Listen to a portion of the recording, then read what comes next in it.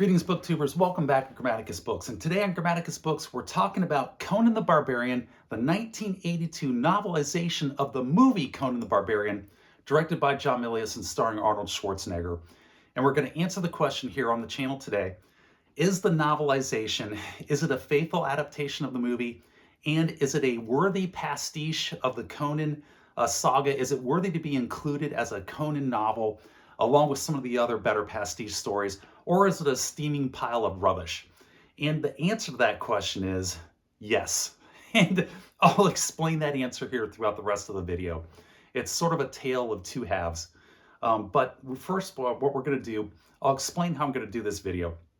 Before I can talk about the novel in depth, we need to lay the groundwork. We need to lay a foundation for that discussion. And in order to do that, we have to talk about the movie itself, the 1982 John Milius directed, starring Arnold Schwarzenegger, Conan the Barbarian, in order to have something to reference the novel back to. So I'll talk about the movie, then we'll talk about the novel by Sprague and Lynn Carter that was also released in 1982 to go along with the movie, and then we will talk about the 1982 release of the graphic novel by Marvel Comics and Marvel Super Special number 21 that was also co-released with the movie, all designed to promote this movie here, which was a great bit of marketing. And I'll talk about this, which was drawn and inked by John Buscema, which is very interesting. John Buscema usually did not ink his own works, and so you've got a piece of artwork here that was penciled and inked by the great John Buscema. So 1982, let's talk about the movie. John Milius is the director, but he didn't initially write the script. The initial script for Conan the Barbarian was actually written by Oliver Stone, because Oliver Stone was going to do this movie originally, but then the studio brought in John Milius.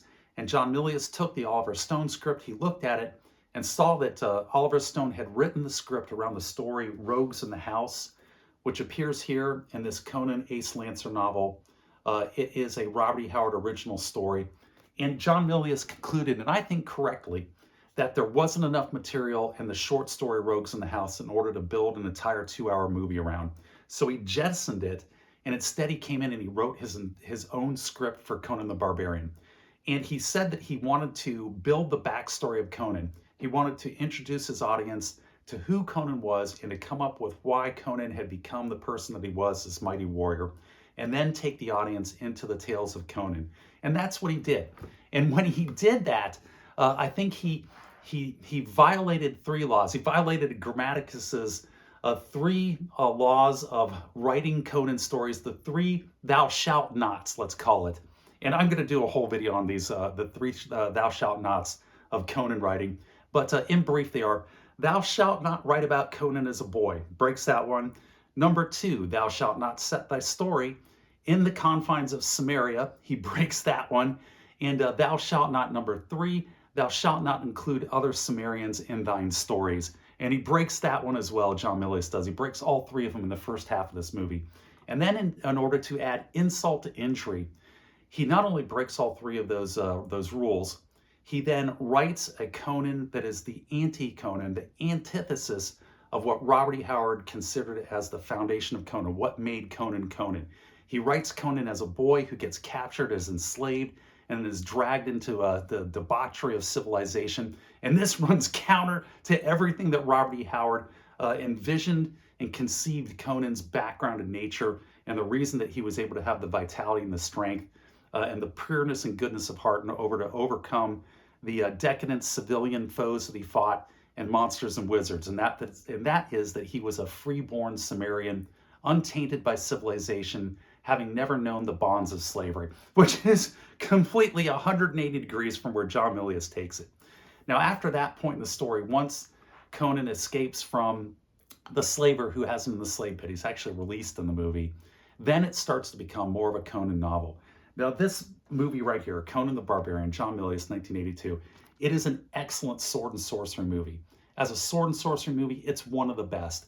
But it really isn't Conan the Barbarian, at least not until the second half of the movie, where John Milius then incorporates several elements, several stories from Robert E. Howard and from Lynn Carter and Sprague.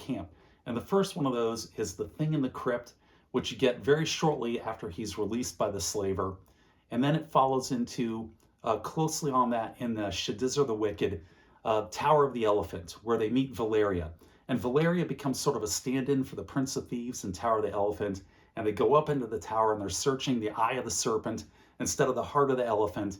And so you get elements of Tower of the Elephant in here in this movie. And then you also have elements of Queen of the Black Coast, where Valeria sort of takes on the personality and even some of the writing from Queen of the Black Coast towards the end of the movie. And you have some epic battle scenes in here.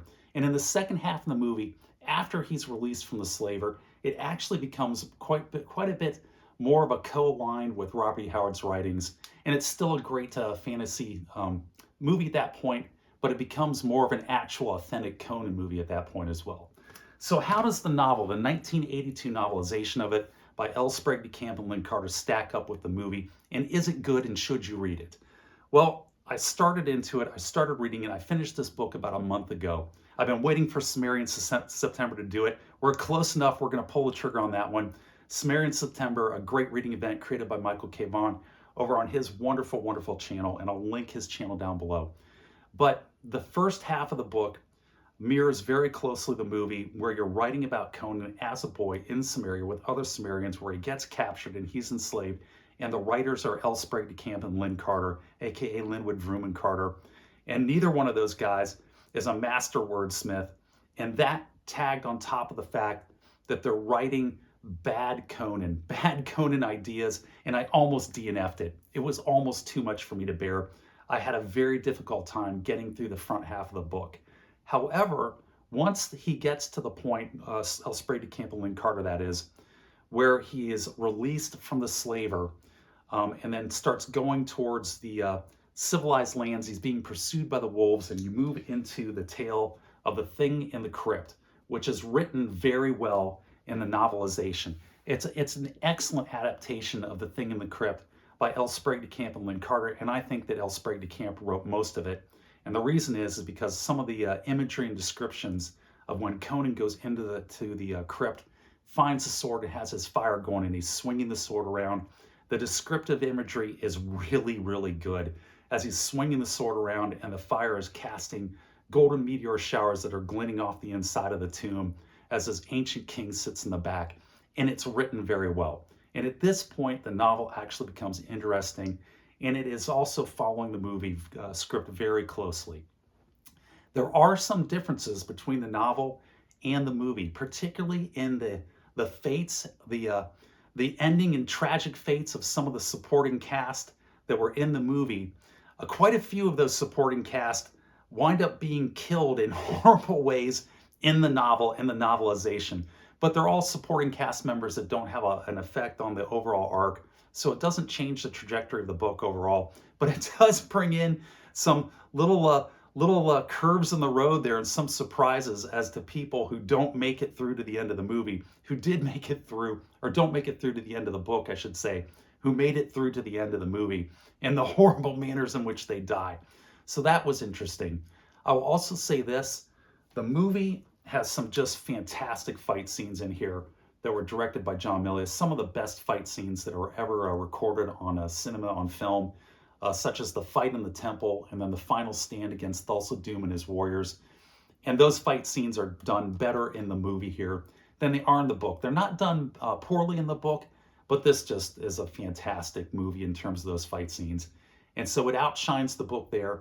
And Sandal Bergman as Valeria, her personality and her acting, she really carries it off, that role here in the movie in an excellent manner, a very convincing manner, a very athletic and a very personable manner that Lynn Carter and L. Sprague de Camp can't imbue and invest her with in the novel.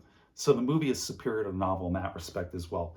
But the novel, once it gets to The Thing in the Crypt and moves past all that idiotic nonsense that John Milius wrote in the first half of it, it actually became entertaining, and I did enjoy it. It was actually a decent novel, and I do recommend it. If you can stomach getting through the first half of the book, then it becomes worth the payoff for the last half of the book. So that's my review of the novelization of the 1982 movie, Conan the Barbarian. And if I had to rate it, but weighing in the front half and the back half, overall I would give the book a 7. If you could cut out the back half of the book, I think that bumps it up a full rating point and brings it in at a solid 8. But that's how I would rate the book. Which brings us to the last part of the video here, which is Marvel Super Special number 21, Conan the Barbarian. Drawn and inked by John Buscema and then scripted by Michael Fleischer. And this is interesting. I love the cover there off of the movie poster. You got that great photo shot of Arnold Schwarzenegger on the back. The art in here by John Buscema is some of the worst art that I've ever seen John Buscema do. It starts off strong. You've got a nice little tableau down here on the bottom by John Buscema of all the different characters. And then you get a great shot here at the start of Conan and his father and his mother as he's forging the Atlantean sword. And then from there, it just kind of goes downhill. It becomes very surprisingly un-John Buscema-like. The posing and the action just seems like it was done very quick. The backgrounds are almost non-existent. A lot of the embellishment and the detail and the background setting splash pages that John Buscema is just a master at, especially in Savage Sword, you don't see it in here. Everything is just very plain and not heroic like John Buscema typically does in his fantastic pencils. And I have a theory on that, and that goes all the way through the book here. It just is not, it's John Buscema and it's not John Buscema all at the same time. And my theory is John Buscema was one of the most prolific artists over in the Marvel bullpen. And by prolific, I mean he was one of the guys who was tasked with doing the most on a monthly basis. At one point in his career, John Buscema was doing the pencils simultaneously for Thor, Silver Surfer, the Fantastic Four, and Savage Sword of Conan. And in 1982, what I think happened is, I think Marvel came to John Buscema and said, hey, we've got this other project we need to give you here. We need you to pencil in and ink the graphic novel adaptation of the movie. And I think it was just too much, and it's just a very hurried piece of work here by John Buscema, which is a shame because it probably would have been really good. I mean, if you look at this face here by the witch, it's very plain, it's very basic, it's not very inspired, and it's not what you come to expect when you're looking at John Buscema artwork. Now, what is good about this graphic novel adaptation is it has From Hyboria to Hollywood, how the movie came about. It has an interview with John Milius, the director himself, right here, which is excellent, talking about how John Milius, conceived the script for Conan the Barbarian and the directing of it. It has an interview with Ron Wood, I think that's his name. Oh, it's got a biopic on Arnold as well, with some great photos. Ron Cobb, pardon me. And it has an interview with Ron Cobb, who was the set designer who made those just spectacular sets in the movie, like the temple, the inside of the temple in the snake feast scene with Thulsa Doom, and then the giant temple set outside, as well as the Tower of the Serpent. It's got great photographs from inside of the movie, shots from the movie. And then what I like best about this is it's got a extensive interview with James Earl Jones, the man himself, Darth Vader, and Thulsa Doom, that was really interesting. I really loved the interview with James Earl Jones. And in the interview with James Earl Jones, he says something really interesting. And James Earl Jones wanted this role. He had petitioned for it and got the role to play Thulsa Doom. And he was there on the set, and he's remarking about watching Arnold Schwarzenegger, who is a new actor in Hollywood at this time, interacting with John Milius on the set. And he said it was fascinating to see how Arnold Schwarzenegger did his acting skills, how he went about acting on the scenes. And what he did is he came up to, that is Arnold Schwarzenegger, went up to the director, John Milius, and he told John Milius, he goes, think of me as a dog that you're training at obedience school. When I go into, shoot these scenes, tell me exactly what it is that you want me to do, where you want me to look, the expression you want on my face, how you want me to move, where you want my eyes to go. Tell me out and just detail point by point how you want this scene to play out, and then I will do that to the best of what you envision it. And that really struck a note with James Earl Jones. He said he had never seen that before in his acting career. And he thought it was super intelligent because if you know anything about Arnold Schwarzenegger, he's not a dumb guy. He's a very bright guy. And whatever he puts his mind to, he puts 100% of his energy behind it to be the best that he can at it. And his ego gets set aside and he just throws all of his energy into it. And James Earl Jones said it worked. And he liked it so much that he said after about 3 or 4 scenes of shooting this way, he went up to John Milius at a break and he goes, hey, what Arnold just told you? Do the same thing for me. And so that is how he was coached and acted through the movie as well. And he said he liked it and enjoyed that acting direction theme so well that, what's the word that I want? That technique, there you go. He liked that acting technique so well that in several movies after Conan the Barbarian, he went up and he used it very effectively with other directors.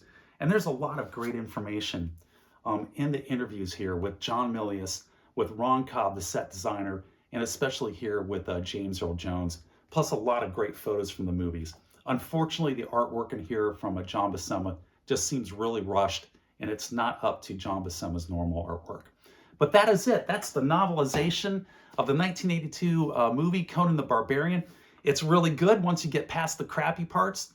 And going forward here in Sumerian September, I'm going to do a lot of pastiche out of the the Lancer Ace novels here. And I'm definitely going to have to do an entire video on the 3 thou shalt nots of writing Conan pastiche novels. And with that, I'm going to wrap this one up and say take care, be safe, and I will catch you guys next time.